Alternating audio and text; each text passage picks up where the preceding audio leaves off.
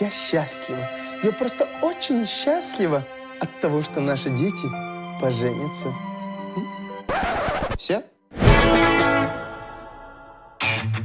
Тебе кажется, что ты его любишь? Не кажется. Кажется. Не кажется. Кажется. Не кажется. Кажется. Мама. Родом вы откуда? Ну, вообще наша семья из Шымкента. Рунган. Ой, я забыла. Наши родители тоже Белгуда. И, как видишь, мы счастливы. А так, да, конечно, мы счастливы. А где вы работаете? А у меня свой бизнес, Апай.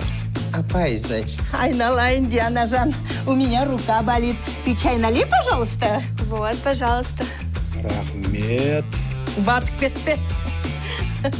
Поверить не могу, что наша дочь выбрала себе шымкентского парня. Ладно, Тарасского, Актауского или хотя бы Талдыкурганского. Но почему шымкентского?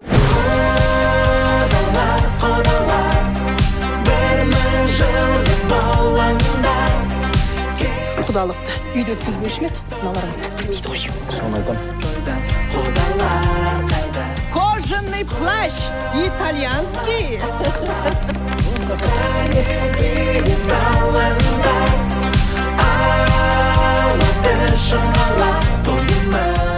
Бізге тіпті кит те кигізген жоқ. Салт дәстүрді білмейді. И что за имя у нее? Райхан. Это достаточно большой зал. 500 человек вмещает. 500.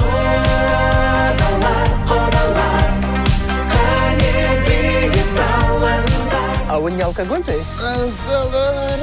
Ваша дочь не умеет делать салем-салу, не умеет наливать чай. Это ваш сын нам не нужен, понятно? Ноги здесь нашей больше никогда не будет. Значит, мы теперь кудаларь? Кудалар. Самая семейная комедия. Во всех кинотеатрах Бишкека.